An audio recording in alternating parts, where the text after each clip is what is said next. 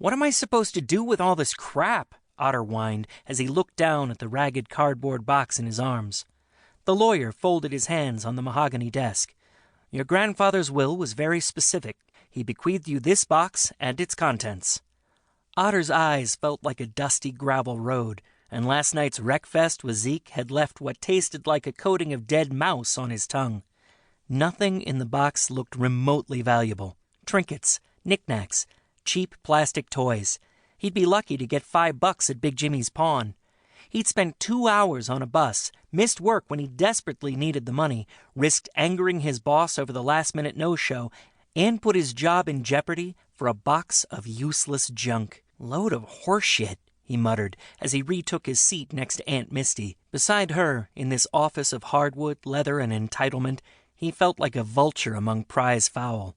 He pulled the bill of his mud skipper's baseball cap lower over his eyes. The air in the lawyer's office smelled like leather, fresh carpet, and at least 3 conflicting perfumes. Aunt Misty flashed him a brittle, stone-gray look of disapproval at his language.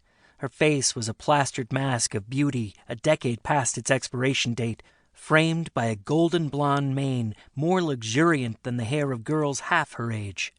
She belonged on her new anesthesiologist husband's mantelpiece.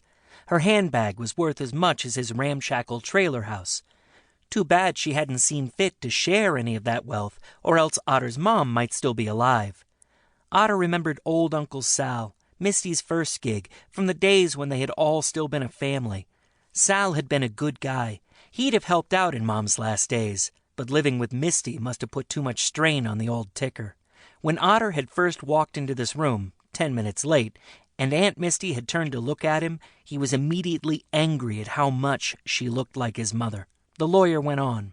"And also to each of my grandchildren, Michael McIntyre, Mia Kowalski, Mara Kowalski, and Maya Kowalski, the sum of $50,000. The utterance punched Otter straight in the heart. A kaleidoscope of possibilities exploded in his brain, everything he could do with $50,000. A smoking hot motorcycle, up to his armpits in smoking hot girlfriends, starting with Amber, that girl at the music store. The smoking hot Les Paul hanging behind glass in the guitar store. Of course, Mom would have paid bills, set up a college fund for him, maybe go to college herself, all sorts of boring stuff. But like Zeke always said, school was for losers. Best to enjoy life as it came. He deserved some fun after what he'd been through, what he was going through. Didn't he deserve to escape his crappy life just for a little while? So he'd happily toss back a few celebratory beers and weed and pizza and video games and to be placed in an interest-bearing trust until such time as the beneficiaries reached the age of 25. His hopes and visions collapsed into heaps of ash. 25 was old. Most days he couldn't imagine 21, much less 25. That money was a lifetime away. The weight of the box on his legs further angered him. Otter hadn't seen his grandfather in 7 years. Otter squirmed in his chair as the lawyer droned on like a floor buffer. He peeked into the box and spotted an old Orange Crush bottle cap. His lips tightened with disgust at being the proud new owner of a box of useless crap. He reached inside and drew out the bottle cap, turned it over in his fingers. The old glass pop bottles were still around in specialty shops, but everything else was plastic nowadays, cheapened. The bright, sunny flavor of orange soda crept into his mouth, sweet and blazing citrus.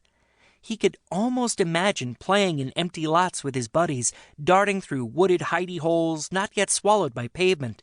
The smell of orange, the smell of fresh-cut grass, of hot dogs at the ballpark, of the leather of his baseball glove, of dirt on his pants, the sounds of children playing, the laughter, the taunts, the jeers, the challenges, of the crack of a bat kissing the ball, of leaves rustling in a zephyr, the taste of an Orange Crush float, essence of orange made creamy by a scoop of vanilla ice cream at the dairy freeze, the weariness of having run hard, climbed hard, played hard, hard as he could, until the light failed and the fireflies emerged from the shadows under the trees, and he collapsed with weariness in his bed, with a summer breeze wafting through the window, and yearning for another orange soda pop.